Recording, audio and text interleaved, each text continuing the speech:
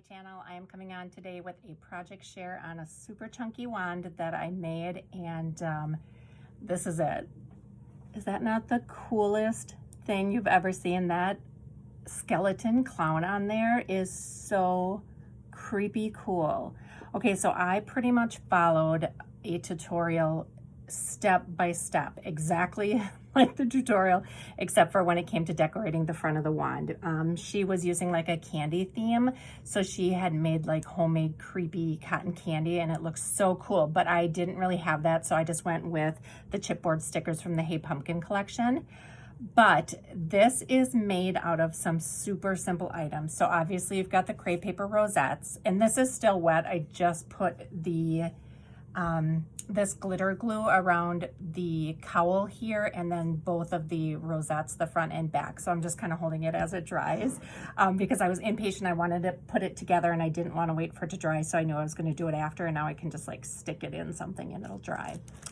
Okay, so the first thing you need obviously is crepe paper. So I used a turquoise, which I kind of wanted to bring in this color from the collection. It's a little off, but I think it looks fine. And then I used black and I used orange. The skulls are these glitter skulls from Dollar Tree.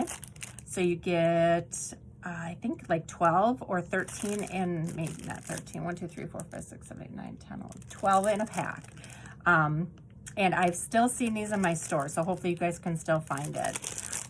Then the crepe paper and the skull are attached. You make this cone and you put a little pom-pom on. I've got pom-poms. I thought these would be really cute. This was a tulle pom-pom from AliExpress, but these just didn't match. But I thought these would be really cute on the top too, just because they kind of have the same ruffled look as the neck piece here.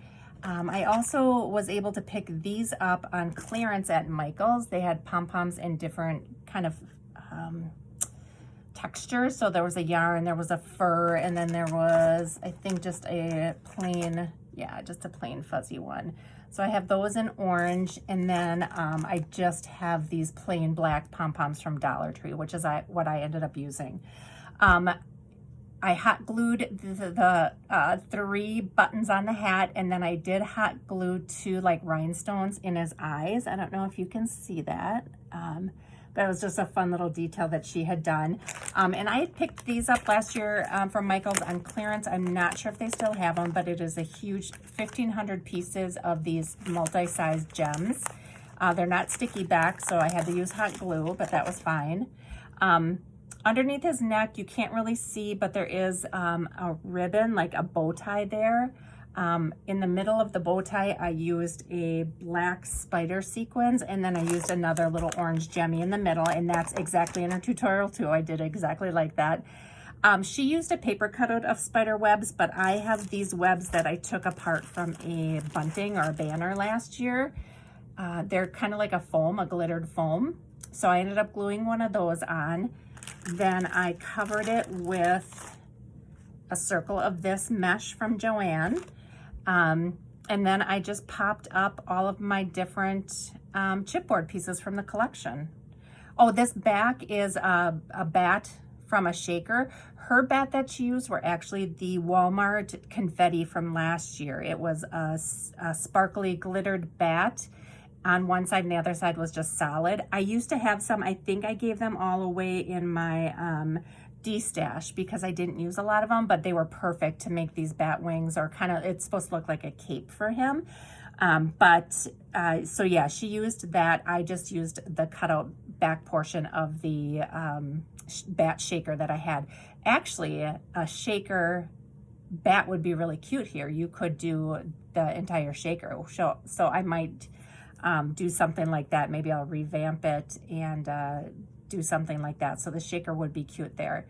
But anyway, I mean, just look at the chunk on that. I am so happy with how it turned out. The rosettes I actually sewed, so you get more of a ruffle when you sew the crepe paper instead of the folding method. And then these are 6 layers, and you actually pull the layers apart so you get all of that chunkiness in there. And this one is a crepe paper folded in half, and it's only 4 layers. So that is it, guys. I'm gonna link her tutorial down below. It is super easy to follow. It's an hour long, so she takes you through it step by step. She does an amazing job. The channel is Vintiquities. I think she only does Halloween crafting, and this one was from last year, but I love how this came out. I cannot wait to try it with the Frank Garcia collection. So thank you guys so much for watching, and I'll see you in my next video. Bye.